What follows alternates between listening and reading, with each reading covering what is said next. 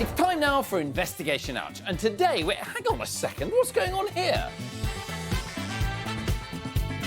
What are you doing? Oh, there you are, Chris! Son, what are you doing? I'm having a little dance party with Mr. Grumbles. Didn't he get your invite? No, I didn't get my invite. Perhaps he got lost. Anyway, it's not time for dancing, it's time for Investigation Ouch. But that's what we're doing. Today's Investigation Ouch is all about busting some moves. Come on, Chris.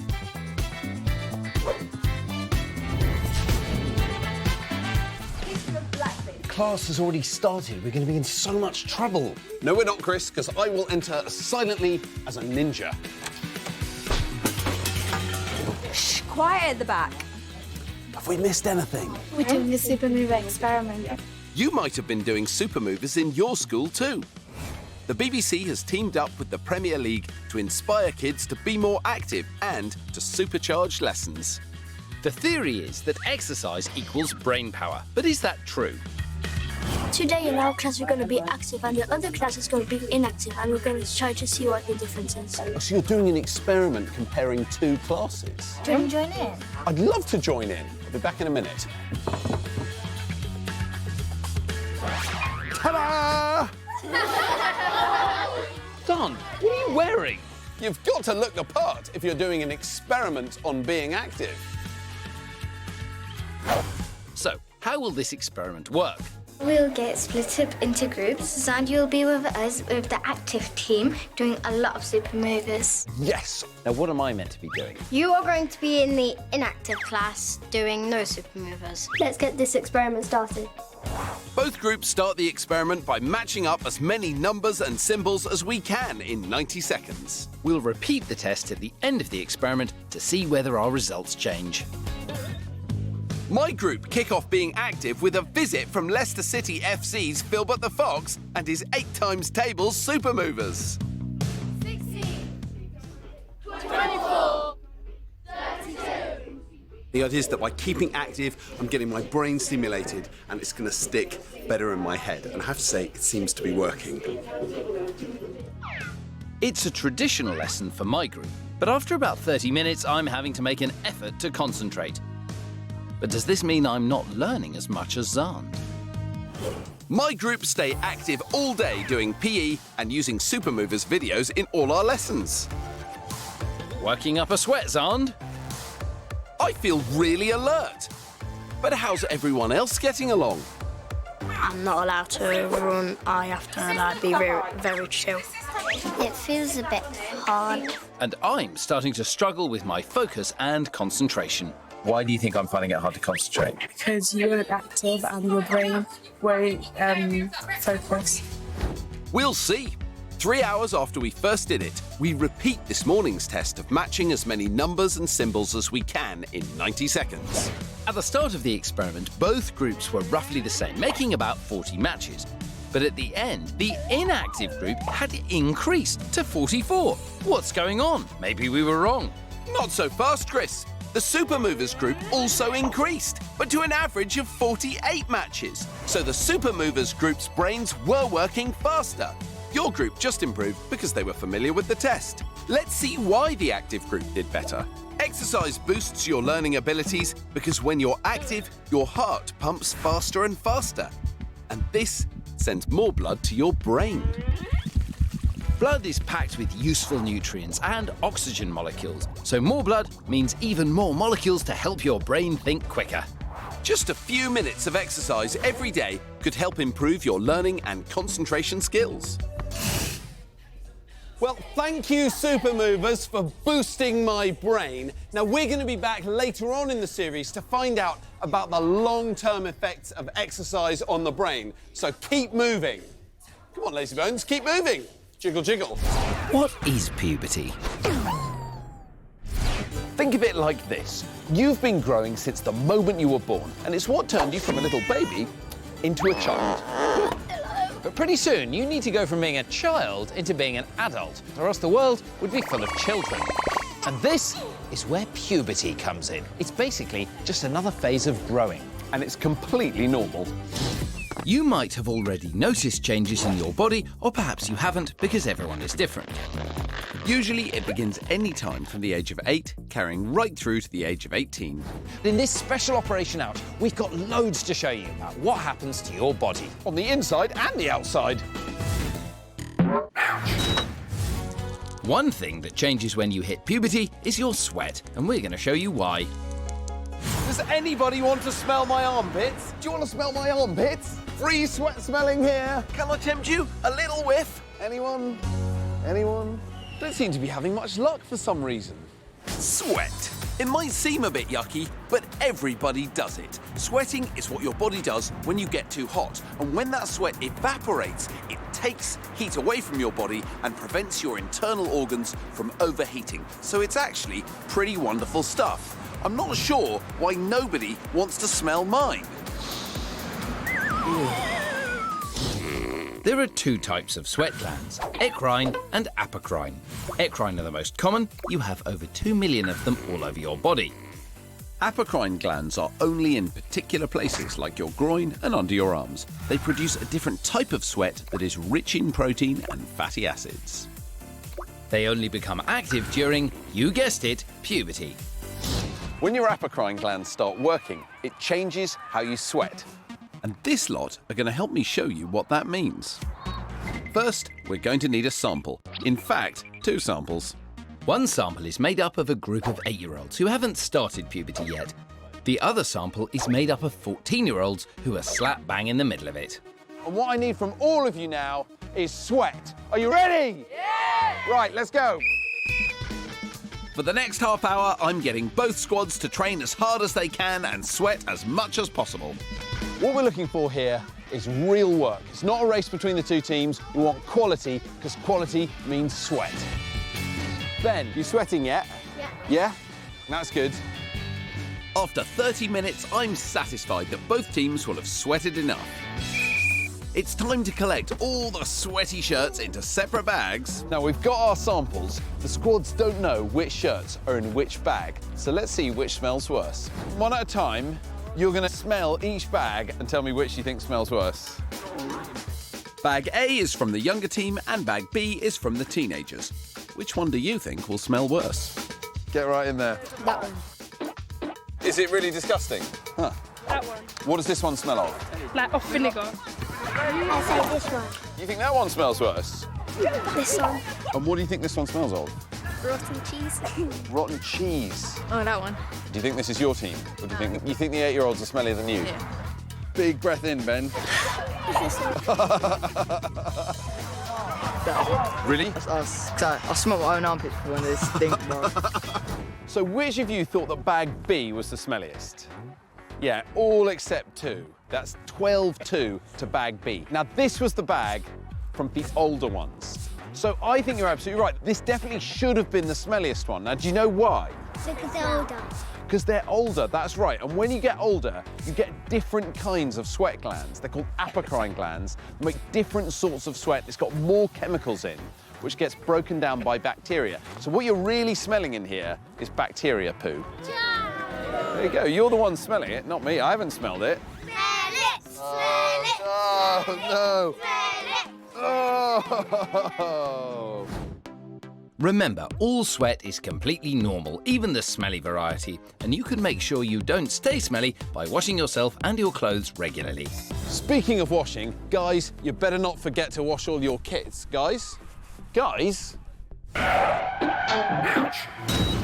Medical teams are trained to expect the unexpected. Boo! Told you so. Okay, now try me. Boo. Waiting in Alderhay's emergency department with her mum is 14-year-old Charlotte. I was doing a tap dance. Uh-huh. We do loads of lifts and stuff. Go on. And just ended up falling. Ooh, that doesn't sound good. Well, I've been doing all day. It's like out, out, out, like that all day. Okay, how did it happen? Charlotte was at school in dance. Ooh, I love a good prance.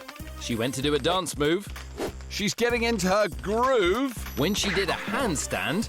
Where did she land? This is the worst rhyme ever, Xand. Anyway, it didn't go right. Oh no, what a fright! She fell on her head on the floor. That sounds very sore. Ouch! But I'm supposed to do a dance tonight. I don't think I'll be able to do it. Oh no! Tapping his way to save the day is Dr. Johnny Wong. I have a little examination of your neck, is that all right? Yeah. Okay. So I had a little feel down her spine to make sure there was no pain when I was touching with my finger. That hurts. She's a bit sore, is it? Yeah. I wasn't making sure that her neck movement was okay, so she was a bit stiff. That really hurts. The worst case scenario is she could have injured the nerves going from the back of the head down her spine, which will give this tingling sensation in her neck. Dr. Wong takes a look at some x-rays done earlier to check if anything's broken. After some careful examination, he gives Charlotte the news.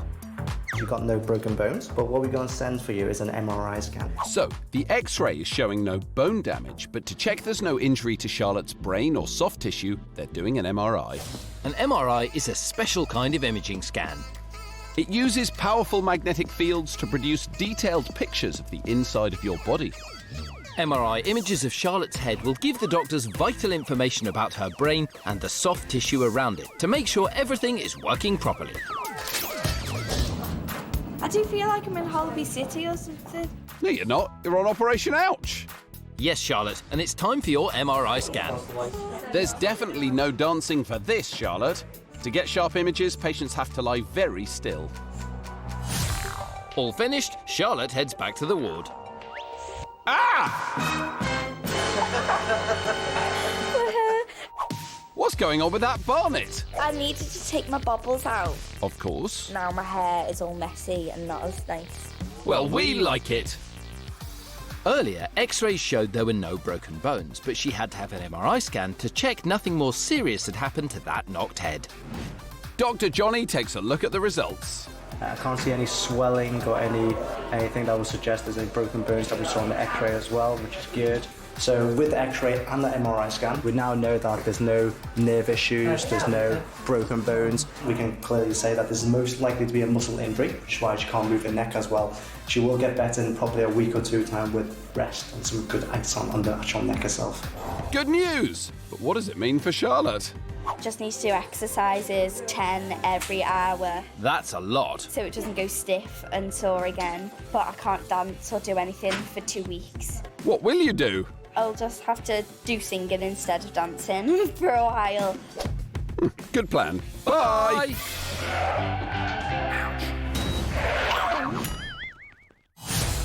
Time to catch up with another of our ouch patients.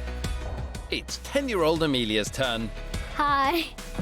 She has a back condition called scoliosis, which means she has a curved spine. Today, Amelia is going to show us what life is like for her at school. This is my classroom.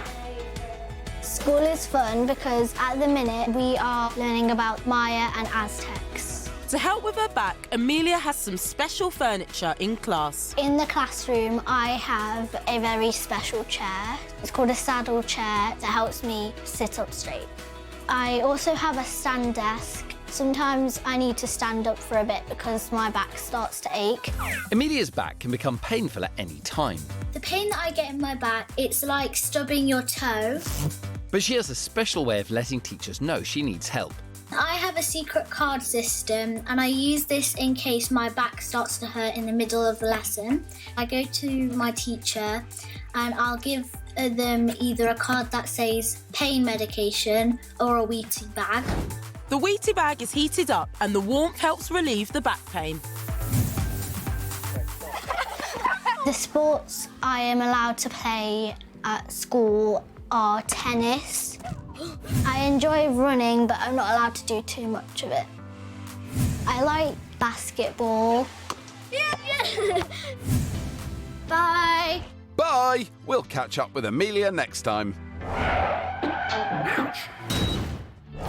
Earlier this series, we visited this Super Mover school. Super Movers is a scheme set up by the BBC and the Premier League to inspire you to be more active. The idea is that by keeping active, I'm getting my brain stimulated and it's going to stick better in my head. And I have to say, it seems to be working. We're back here to catch up with the pupils and see if there are any long-term benefits to being a super mover. Super movies is a good exercise and I can learn my times tables easier. Super movies make me feel awake because we do all these dances. You don't just have to do it at school, you can do it anywhere. I like super movies because sometimes you can do them just to get energetic, and then sometimes you can use them at school if you're a bit unsure about what you're doing, then it helps you to learn more. Well, it's obvious that Super Movers is really helping everyone. Hello? Yes? Yes? Oh, wow! OK, bye! Chris, I have the most amazing news. What is it? Well, you know how there are Super Movers videos for maths and literacy? Yes. Well, there are also ones that are just for fun, and we've been asked to make one. That's fantastic! Oh, no! I was always destined to dance. First Super Movers, then Strictly. Bring on the sequins.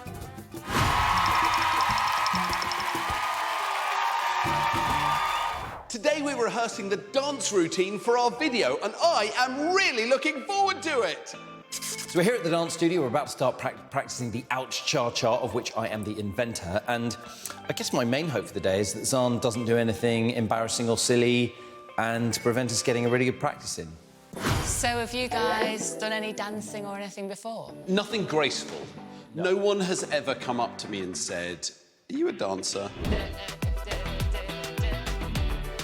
I think this is one of the hardest things you can do, singing and dancing. So you go, get your body moving. Get your body moving. This is my first day of dancing, the ouch cha-cha. I've never done any dancing at all. I don't know the next bit. It's going much better than I expected, which is extraordinary. Cha-cha, do the ouch, cha-cha. Do the ouch cha-cha. This is very hard. We're just going to keep doing it until we get it right. We'll be fine. The boys are doing extremely well today. The first time they've ever danced, the first time they've been in a dance studio, Xand has been giving it extra oomph all day. Don't be a slouch! Get off the couch! He's really been reaching up those arms. He's been brilliant, yeah. I'm really impressed. By the end of today, we have to make a video which is actually meant to be useful for people doing a dance and getting in shape. It can't just be silliness, it actually has to be a bit good.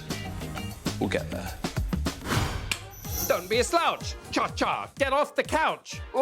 Get off the couch. Sorry. Put it out together. Come on, let's go. It's going OK. We're doing a few takes, but I think there's still a little bit of room for improvement. Together. Come on. Oh, sorry. We had so much fun doing our video, and it's finally finished. Get your body moving. Get your body moving. Get your body moving. And do the ouch cha-cha. You can see our full video, along with lots more by other stars and celebs. Just go to bbc.co.uk/supermovers and join in. Cha-cha. Get off your couch. Cha-cha. Do the ouch. Cha-cha. Do the ouch. Cha-cha.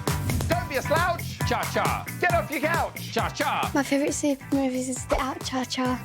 Really, Emmy? Thanks. That helps me release my energy. Get off the couch. Cha-cha. Do the ouch. Cha-cha. Do the ouch. Cha-cha. Well, Xand, I must say, I think we missed a calling as professional dancers. I don't think so, Chris.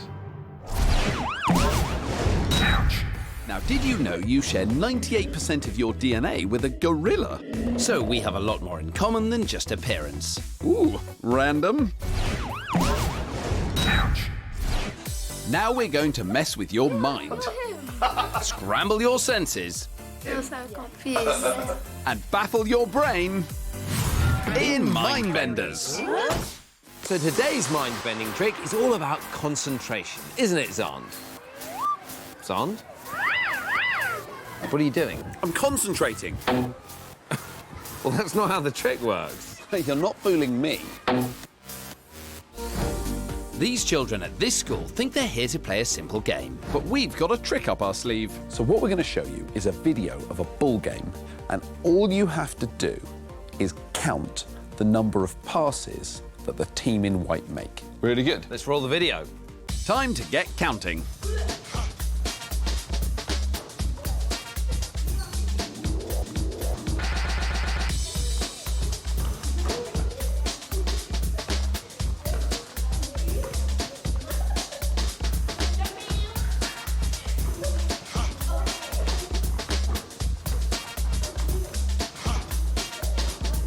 So, how many passes do you think the team in white made? OK, Joshua. 21. 21. Charles? 21. 22. The correct answer is 21. But did you spot anything weird? Did you see anything at all other than the passing? Just saw the passing. Just saw the passing. What we didn't tell you was before the match, Xand dressed up as a gorilla and made an amazing ape appearance during the game. Let's see if anyone spots it this time. Nope, no one seems to have noticed. In fact, it took 3 attempts and then finally... I saw a gorilla. A gorilla? You think Cecilia's crazy? There was no gorilla, was there? So just watch it again. Don't worry about the passes now. Just see if you can see a gorilla. There is... Wait a minute. There is the gorilla at the back dancing. Oh, that gorilla. Oh, that guy's really bad. And we fooled the other groups too. Oh, there is that gorilla. Oh, that gorilla. So why didn't they spot it? It's because you're looking at them passing the ball, but you don't notice that the gorilla's walking past. Cecilia is right. You're so busy concentrating on the passes that you don't notice the gorilla in the room. This is called inattentional blindness, the failure to notice something important because your attention is engaged elsewhere. So, always keep your eye out for the unexpected. Well done. I mean, you really got stuck into your part as a gorilla. Well, you know, Chris, whenever I'm asked to take on a part, I try and really get into it. At one point, I was going to interview a gorilla and ask them about their motivation. I just meant you've left your gorilla feet on.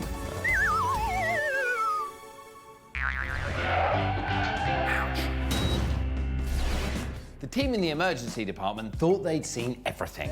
But they weren't expecting this. Xand, what's happened? In Sheffield Accident and Emergency, 10-year-old Neve has a dodgy ankle. What happened? I fell down some stairs. Uh-oh, that's not good. Let's find out more. Well, Neve had just been in her maths class and was heading for lunch. Oh, I've got a great maths joke. Go on then. Why was 6 afraid of 7? I don't know, Xand. Why was 6 afraid of 7? Because 7 ate 9. Very good, Xand. Now, getting back to the story. Neve was on her way to lunch after maths. Yes, Chris. All of a sudden, she fell down some stairs and hurt her ankle. Oh no, Chris. That's no laughing matter. Ouch! How's that ankle feel now, Neve? Can't walk on it at all. Well, never fear, as Dr. Helen Newsom is here. Oh yeah, that is quite swollen, isn't it? That'll be a yes then. Do you feel any pain up here? It starts to hurt really bad about there, doesn't it? And can you wiggle your toes at all? Oh dear, those toes don't seem to be wiggling. What's the verdict, Doc? Worst case is that she's broken it. And one of the things you can do with breaks is you can damage some of the nerves or some of the blood vessels. And she might need to go to theatre with the orthopaedic surgeons and have it fixed. Best case scenario is that she's sprained it. So, it's off to X-ray to see what the damage is. Dr. Helen delivers the results. We managed to do a little break or fracture through this bit here, and one through this bit here. Ooh, double break. So what's the plan, Doc? We admit you for a couple of days. Right. Put you up on the ward and elevate that foot. It's really important that we get that swelling down. So what we need to do is we need to get her admitted for a couple of days just so we can make sure that leg is nicely kept up in the air, make sure she doesn't develop any complications. Probably not what you wanted to hear, is it? As Neve's ankle is so swollen, she's having a back slab cast. She needs a cast to keep the fractured bones stable, but it only goes halfway around to allow for the swelling. Really heavy. It's heavy. How's that ankle feeling now, Neve? Feels a little bit better with it on. So it's a thumbs up and off to the ward for a sleepover, where Neve will have to keep her leg up for a couple of days, as it's important to get the swelling down on that ankle. She's spent the last 2 days in hospital waiting for the swelling to go down. It was a bit better now. I can wiggle my toes. Oh yeah, that's definite wiggling. Which is good news, as it means the swelling has gone down. But before Neve can go home, she has to be able to get about. And there's one thing she's hoping for. I'm looking forward to getting crutches. Why's that? Yeah, I can hit my brother with them. I don't think that's what crutches are for, Neve. time to bring in physios Louise and Helen. They're here to help Neve learn how to get around on one leg. Neve can't walk on her broken ankle for the next 6 weeks. That's because a fracture can be delicate whilst it's healing. If she puts weight on her ankle too soon, the broken bones could move and take even longer to mend, or worse, heal in the wrong position. So to make sure this doesn't happen, she needs support from crutches or a walking frame until she regains full movement and strength. Let's do hopping. Are you good at hopping? Okay, so keep that leg off the floor all the time. First, the physios try Neve with a walking frame. Fantastic. And then it's on to the crutches. They're a little bit more harder to use, so we'll see how we get on. Neve wants crutches, but the physios have to be confident that she's safe on them. Nice and slowly. She's off. Crutches always look like fun, don't they, Xand? Yes, Chris, but actually they can be quite tricky to master. So, is it going to be a walking frame or crutches? We've decided that she's safer to go home with a walking frame at the moment, just because crutches are quite hard when you're not allowed to put your weight through your leg. No crutches, but Neve doesn't seem to mind. So what have you learnt then, Neve? Not to run down any stairs. You're not kidding. Bye!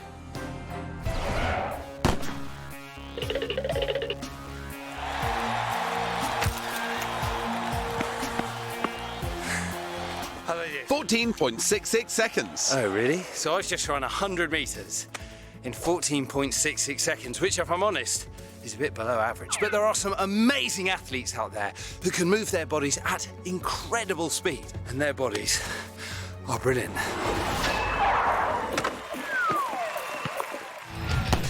Meet Britain's fastest 12-year-old, Lily. Her 100 metres personal best is 12.91 seconds. And she has won a lot of medals. What is it about you that is making you so fast? Well, I think it's down to the genes of the family. My nan was good at it, she was good at sprinting. My dad, he was a good footballer, and my mum as well. OK, so you've inherited genes from your mum's side and your dad's side that have meant that your muscles are full of very fast-moving fibres. Yeah. OK. When Lily runs, she generates power by lifting her knees high and striking her legs down hard. But it's not just what we can see on the outside that's making Lily lightning quick. It's all to do with the fast twitch fibres in her muscles. Muscles are made up of different fibres. You have fast twitch and slow twitch. Slow twitch fibres are good for endurance. Fast twitch fibres are for rapid movements, and they respond 3 times faster. As a naturally fast runner, Lily has more fast twitch fibres than the average person, making her super speedy. Lily's been born with a natural advantage, but so have lots of other people, and they don't all become professional sprint athletes. So what's the extra ingredient that's needed to become one of the fastest people on the planet? To find out, I'm meeting a gold medal winning brilliant body. This is Team GB hockey star Shona McCallan, MBE. She was part of the gold medal winning team at the Rio 2016 Olympic Games. Like Lily, Shona's got lots of fast twitch muscle fibres making her fast, but there's more to her speed skills than that. What is it that sets you apart, that's taking you to that level where you can win an Olympic gold medal? Obviously, you need to have raw talent, but what takes you to the next level is the mental side of it, the determination to be the best hockey player that you can be. Can you show me a few skills? I'll try. It's the stick, turn around and run back. We're going to do that 3 times. See who wins. Ready, steady, go! I must win this. I must win this. I'm not going to win this, am I? How did I get so far behind in such a short space of time? Starting to see why you have an Olympic gold medal and I don't. So how many times do you train each week? Usually I train about 10 times a week. It's a lot of training. I've got faster as I've got older because that's something I've worked on. If you practice something again and again and again, you're going to get better. The speed Lily and Shona generate is amazing. They've both got lots of fast twitch fibres in their muscles, giving them rapid bursts of energy. But mental strength and determination is needed too, so they can become top of their game. Can I see your gold medal? OK then. Can I try it on? Yeah. Suits you. It does suit me, doesn't it? Yeah. Well, I am going to head home and put my feet up because I've earned it. Oi, Chris! That's my medal!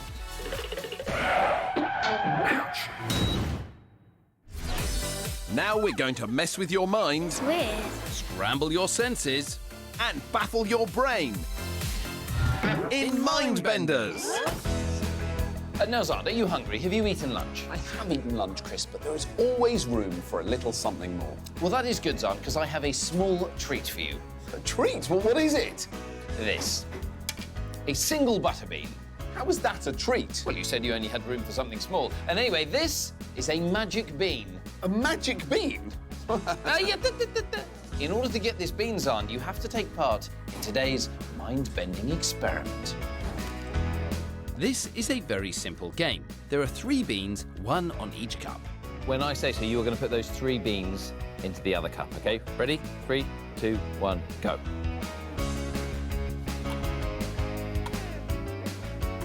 Yes! So that took you 4.5 seconds. OK, all right. Okay. Now, I want you to put on the glasses that you can see on the table. Now, do these look like normal glasses? No. No, they look a bit weird, don't they? These vision-shifting glasses make everything appear further to the left than it actually is. So let's try with my funky new specs. Are you ready? 3, 2, 1, go. Come on, Dr. Xand. Come on. Oh, come on, come on, come on. Come on! Hurry, Xand. Hurry, Xand. And get it. Oh, that was... Did I do well? 10 seconds. 10 seconds. We repeat the experiment twice more. Come on, Xandy. And I complete it faster each time. Oh, 4.5 seconds. He's now as quick with the glasses as he was without the glasses. Now let's try it again without the glasses. Go. Come on, Xand. So everything should be back to normal, right? Wrong! Oh, Xand, you're rubbish at this. What did I get? That took you 7 seconds. So Xand was actually worse at the end without the glasses. Let's see how this lot get on. OK, they're nice and tight. Give me a high five. Go! Come on, Skyner, let's go! Just like Xand, our volunteers have trouble. But get faster after a few goes. Getting better, better, better, better. Oh, look at that. With the glasses off, go! How will they do now? The class are still struggling. You were slower without the glasses. Who thinks they understand now what's happening? I think that the brain is trying to get used to a different way of looking at things, but if you take the glasses off, then it's kind of like you try and get in focus. Naomi is almost right. These glasses shift everything in Xand's visual world a little bit to the left, and that means when he puts them on, his brain has to rewire itself so that this new world appears normal. But then, when he takes them off, he has to rewire his brain in order that his normal visual world appears normal once again. So this shows how quickly your brain adapts to changes around you. I must say, Chris, after that, I feel absolutely full of beans. I mean, it's been amazing. Xand, I think that's enough with the bean puns. I mean, you could almost say, when you explained it to everyone there at the end, that you had to spill the beans.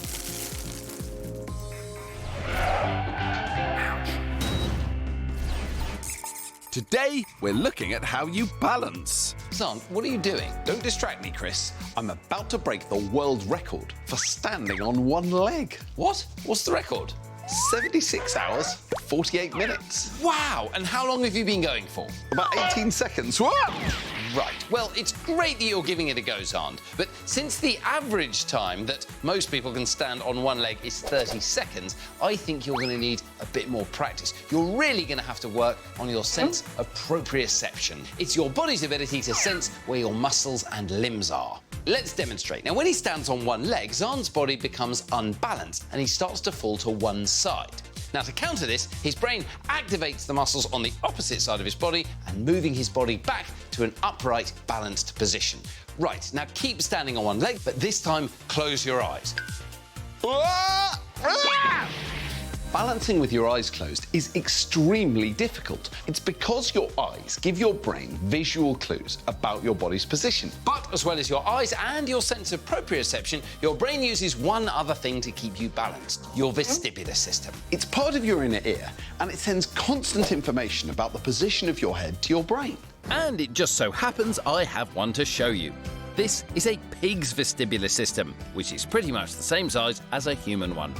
Now, it's hard to see the vestibular system because it's buried deep in the hard bones just inside your ear. But how does your vestibular system work? Well, the problem is that it's basically too small and too complicated to explain, so I think we should just probably leave it there. What? Don't be such a Johnny No-splainer. I have a brilliant plan to explain the entire vestibular system. Chris, to the cupboard of everything! Whoa! Have you turned me into a cartoon, Xand? Yep. I had no idea the cupboard of everything could do that. The cupboard of everything can do everything, Chris. Now let's put your vestibular system to the test. Inside your vestibular system, there are 3 semicircular canals. They're in charge of 3 different movements of your head. Tilting forwards or backwards, tilting side to side, and turning left or right. As you move, liquid inside the canal stimulates the tiny hairs inside.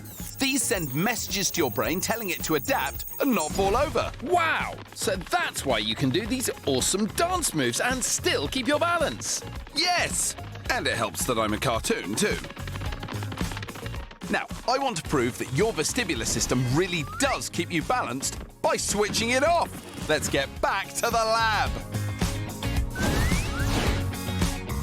Chris is wearing a special headband, which I'm going to control with this device. I call it Dr. Xand's brilliant big brain blocker box. OK. It's a galvanic vestibular stimulator. Now, this device is going to interrupt the signals sent by Chris's vestibular system to his brain, and it should mess up his balance. I can only do this because I'm a doctor. Now, first of all, Chris, I want you to stand up straight with your eyes closed. No peeking. Simple, right? But now, let's see what happens when I turn off Chris's vestibular system.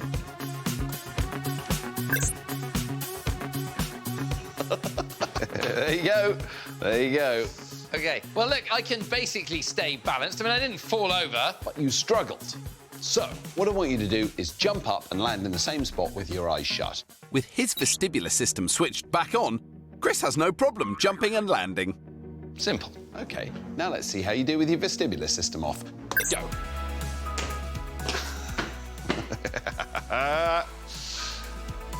OK, Chris, are you ready for the final challenge? Yes. Good. You're going to need this. Wait a minute, is this my ice cream? How dare you? This is a science experiment. With his vestibular system on, Chris has no problem walking forwards. There we go. Easy. Let's see how he gets on when the signal is interrupted. Go! Chris! Chris! Your ice cream! I mean, my ice cream! So we've shown you that your body stays balanced thanks to your vestibular system. It's constantly sending essential messages about the position of your head to your brain, helping it to do the simplest things like standing upright and walking. Well, it just goes to show that you can't serve the mid-afternoon snack without some help from your trusty vestibular system. You've got a little something on your face. Where, here? Yeah, I think you got it. I get it? Yeah, you mainly got it. Okay. Yeah, that's pretty good. Our next patient's day was turned upside down by a bizarre accident. Better. Let's go meet her. We're at Liverpool's Accident and Emergency, where 12-year-old Carmen has a jaw that's giving her jip. What's the problem, Carmen? I dislocated my jaw while eating. Oh, yeah, it is looking a bit wonky. How did you do that? It was lunchtime at school, and Carmen was with her friends in the canteen. Gosh, there's a long queue, Chris. I know, Xand, but don't worry, it's moving quickly. For you? But what was she getting for lunch? A triple-decker BLT? Nope. A jumbo pineapple? No, Xand, a bread roll. With a burger in it? No, Xand, just a big, white, crusty bread roll. Oh. And when Carmen bit into it, she dislocated her jaw. Ouch! Are you sure there was nothing in that bread roll? It had butter on it. I don't think we can blame the butter. Best get Dr. Shroot Messerhell to have a look. Can you open your mouth at all? Not really. No? Oh dear. That's about as much as you can do. Yeah. I'm just going to have a little look in. And it's clear that her jaw is dislocated, it's out of place. And what I need to do is relocate her jaw. I need to put it back into place. Inside your head are 22 bones which make up the skull. And 2 of them are in your jaw. There's the mandible, which is the largest and strongest bone in your face.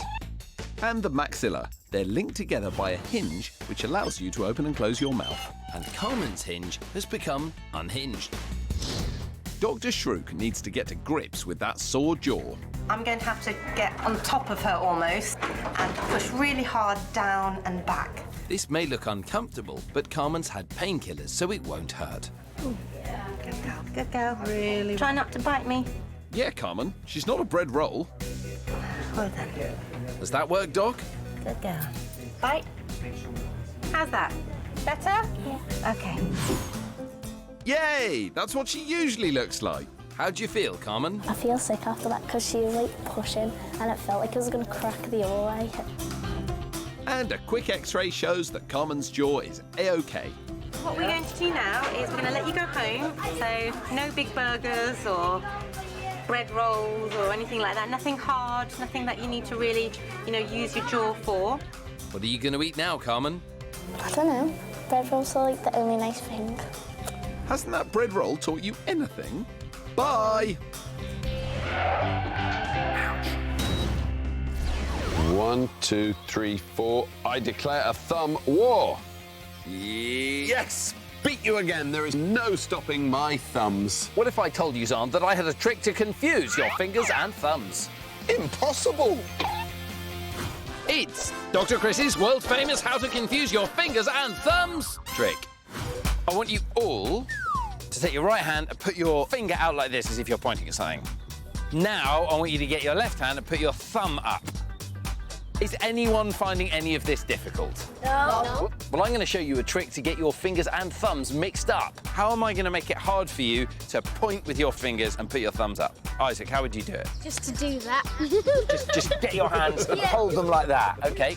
Well, you are wrong. That is not how we're going to do it. So, Xand, I want you to put your left thumb up, and I want you to point at that left thumb with your right index finger.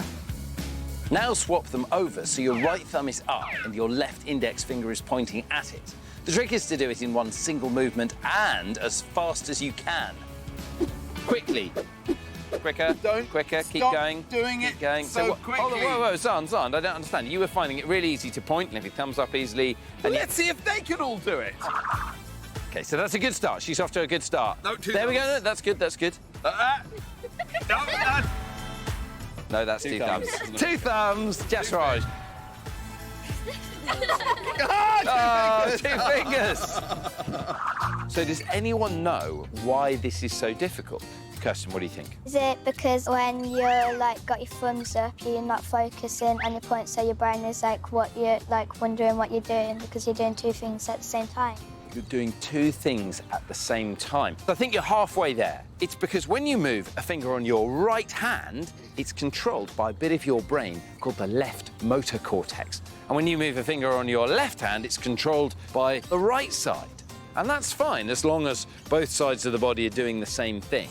But the minute you start asking one side of the body to do something different to the other side, it's hard for your brain to coordinate what it's doing. But the good news is you can get better at this as you practice more and more. The doctors in the emergency department thought they'd seen everything. But they weren't expecting this. No one was expecting this. In Liverpool, at Alderhay Accident and Emergency, is 15-year-old Ollie. Oh, he looks a bit sheepish. Yeah, well, look what he's done. Is that a staple? Yep. I can't move it, like straighten or anything. Well, just wait till you hear how he did it. Ollie was in his history lesson at school doing some research. Oh, great. Let's learn about Spartacus. Nice outfit. I know you love the Romans, Xand, but no, it was 1920s America. Ooh, exciting. Is he dancing with Charleston? Actually, Ollie had got distracted at the time. Oh, so what was he doing? He was busy stapling sheets into his exercise book when his stapler broke. OK, Chris, where's this story going? Well, while he was trying to fix his stapler, he pulled back the spring and stapled his own finger. Ouch! The teacher had a look and everyone burst out laughing. That's just mean. Well, here to have a serious look at that damaged digit is Dr. Bimmel Mehta. Hi Oliver, I'm Bimmel, I'm one of the A&E doctors. How are you, mate? What's happened? Staple. Right, staple. How have you done that? I was trying to fix it and I forgot my finger was under it, so I pressed it in. Doesn't look like there's very much bleeding around it. Dr. Bimmel checks the sensation in Ollie's finger to see if he's damaged any of his nerves. Can you feel me touching you there? Yeah, slightly. Yeah? Does it feel the same as it does on that side? Feels a bit more like solid there, but... Okay. So, what's the verdict on that staple, Doc? We're just going to do some x-rays, see where it is in his finger and then decide what we're going to need to do with it. If it's gone into his bone, then that will need to come out maybe with an operation and a clean, but if it's just missed his bone, then we should be able to pull it out in the department. Ollie's starting to look a little bit nervous now, but it's important that staple comes out, otherwise it could cause an infection. Like other parts of the body, bones can get infected. Bone infection occurs when bad bacteria spread to the bone from an open cut or wound on nearby skin. Or from other parts of the body through the bloodstream. Next, Ollie needs an x-ray. I can't straighten it. We won't ask you to straighten then. Ooh, that is a bit bendy. Brilliant, that's fine. All done. Jill, the radiographer, is impressed. Yeah, that's a pretty good injury, to be honest. There's the staple. Has it gone into the bone? Over to Dr. Bimmel to find out. That's your finger, but we've got another view, so we Is it just missed? Yeah. So it's not sticking in your bone. Great news. I think we will just grab it and pull it out. Okay. All right, happy with that? Yeah. So, Ollie must be pleased there's no need for an operation. But that staple still needs to come out, and he's looking a little bit nervous. I'm just to, pluck it out really quickly. I think that'll hurt when it gets pulled out. Dr. Bimmel is back. Right, Ollie, are we ready to get that staple out? 3, 2, 1. Oh, well, that was very easy. What a pro, Dog. I could have done that. Do you want to keep the staple as a memento? No, you're all right. Nothing. You can't even see where the staple was. That was so anticlimactic. It was a bit, Ollie. So we just pulled the staple out and there wasn't any signs of any big injury, so Oliver can go home now and we wouldn't expect any other problems with it. And have you learned any lessons, Ollie? Yeah. If you see a broken stapler, don't try and fix it. Because it doesn't end well. Good advice. Bye! 99! 100! Ooh, that is heavy. But I have superb upper body strength. That's not heavy! Well, all right then, but I have a trick that can make me stronger than every single one of you. It's time for Dr. Ronx's world-famous Make Your Arm Stronger Than Anyone Else's trick. Right, are we all in pairs? Yeah! One of you put your fingers together like this. And then the other person, pull those fingers apart. Oh. Now, how easy was that? Easy! Well, I know a trick, which means that no matter how hard your friends try, they won't be able to pull your fingers apart. Who can tell me how that would be done? Summer? Put your fingers together as hard as possible. OK, let's see if Summer's right. Nearly! I think they came apart there. Great idea, but have a look at how it's done. What I need everybody to do is to take their fingers, put them together like this, and lean them on their chests. And now try and pull them apart. Was it on your chest? On your... It's harder, isn't it? Oh, much harder, eh? So who knows why it's harder to pull it from here than it is from here? Joshua? Is it because it's just in mid-air? You're really close. Who else thinks they've got the answer? Favour? Is it because gravity's holding it down? Interesting idea, but it's not gravity. It's all to do with the positions of the muscles in your arms. At the front, you have the biceps, and at the back, you have the triceps. These muscles work together as a pair, contracting and relaxing, giving movement and strength. When your fingers are here, your biceps are contracting and your biceps are really strong. So it's harder to pull your fingers apart. But when your fingers are out here, the strength in your biceps goes because they're no longer contracted. So it's much easier to pull those fingers apart. 3, 2, 1, go! Go! Cool trick, Ronks.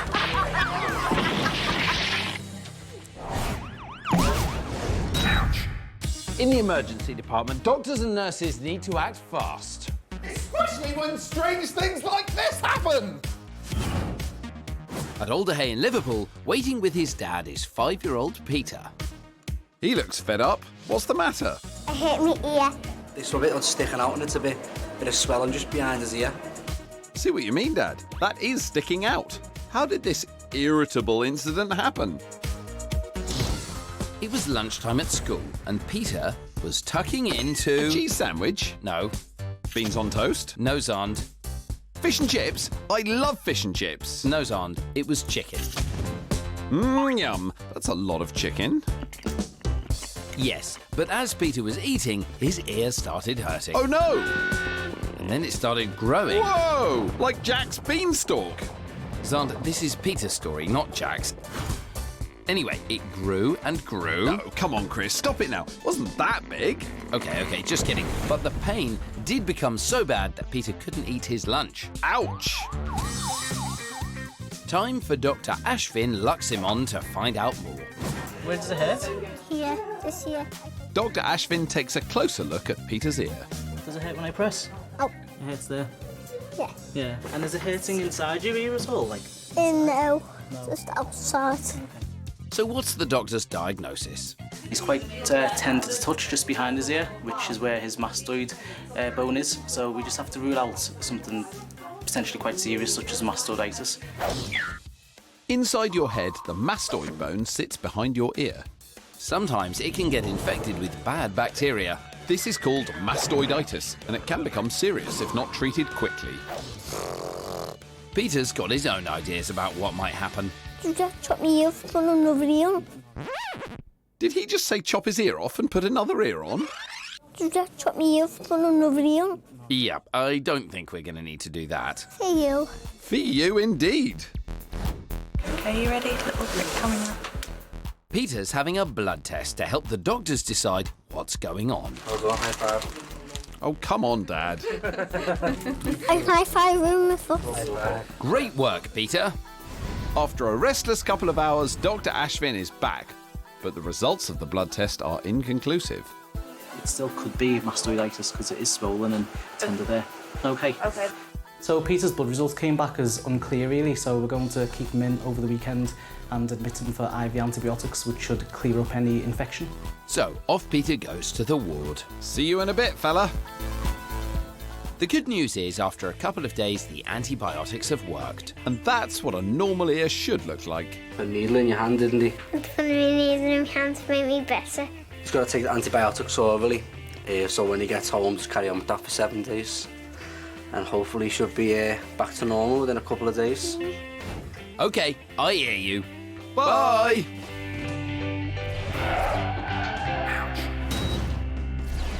Our next patient thought they were going to have another normal day. Normal day. But they ended up in the accident and emergency department. Let's go meet them. Yes, let's. In Sheffield Children's Hospital, 11-year-old Harvey is in with a bandaged bonce. Is he a half-dressed Egyptian mummy? No, Xand.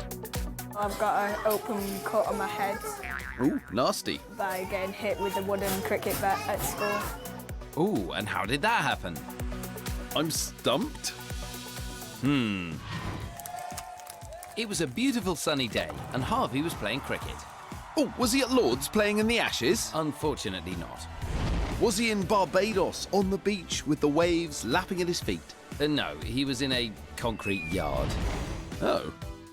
Harvey was playing cricket with his class in PE. There he is. He was waiting in line for his turn to bat. He was up next. I hope he doesn't get a duck. Batter was at the crease. The ball was bold. She swung hard, but missed and hit Harvey's head. Ouch! I touched my eye where it hurt and I looked at my hand and there were blood, so I was quite surprised. I bet you were. Here's Dr. Jen Worthy to check out Harvey's head.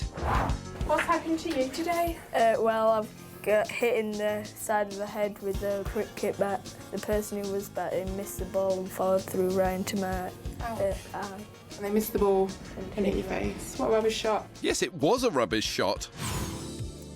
Dr. Jen does a series of checks for any broken bones. I'm just going to press down here. Is that all right? Just that last. And tests Harvey's brain is functioning as normal. Well, can you do this like a chicken? I'm going to try and push your arms down. You've got to keep the chicken pose, okay? Do not stop being a chicken. That's good. And puff your cheeks out like a hamster. Chicken, hamster. This is turning into a zoo. And then can you frown for me, though? Look very angry, like someone hit you in the head with a cricket bat. That's good. Good angry face, Harvey.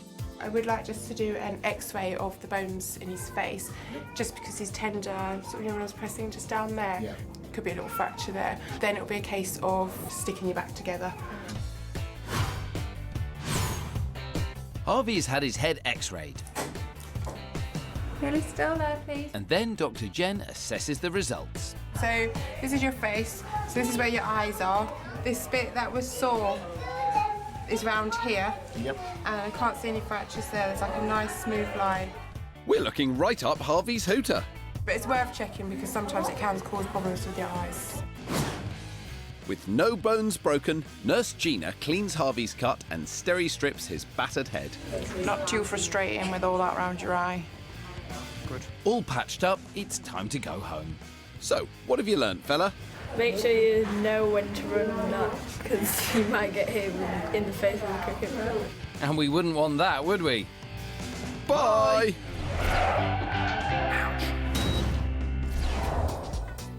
What are you doing?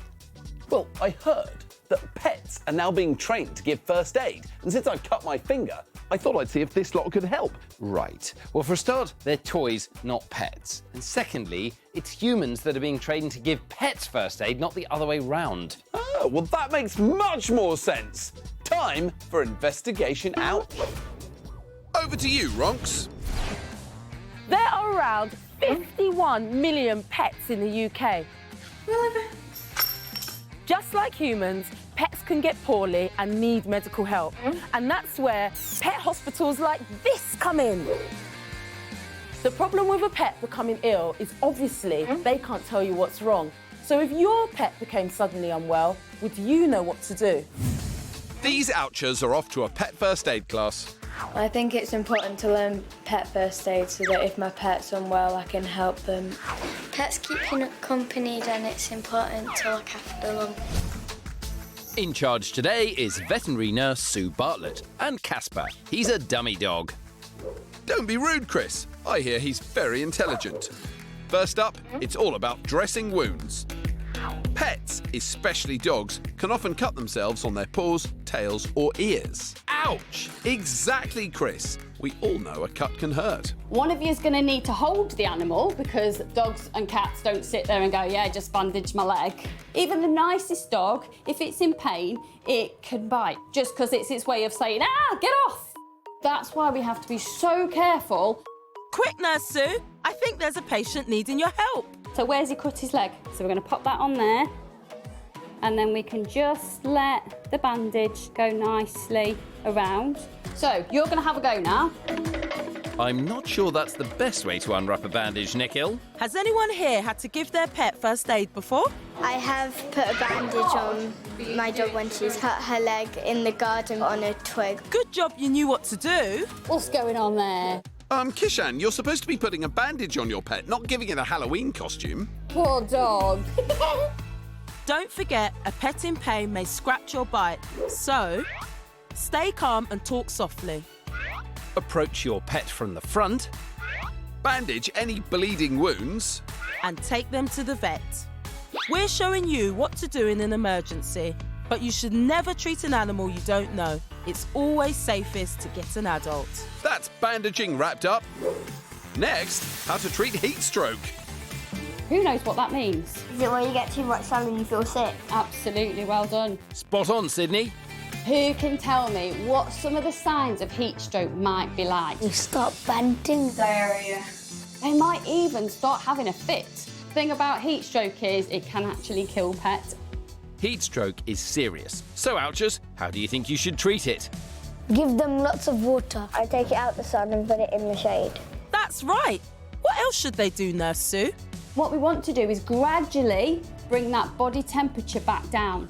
Because if we suddenly chuck a bucket of cold water over it, that can actually send the body into shock. So, if your pet is suffering from heat stroke, remember to move them into the shade, give them water to drink, gradually cool them down, don't throw cold water over them, and most importantly, take them to the vet.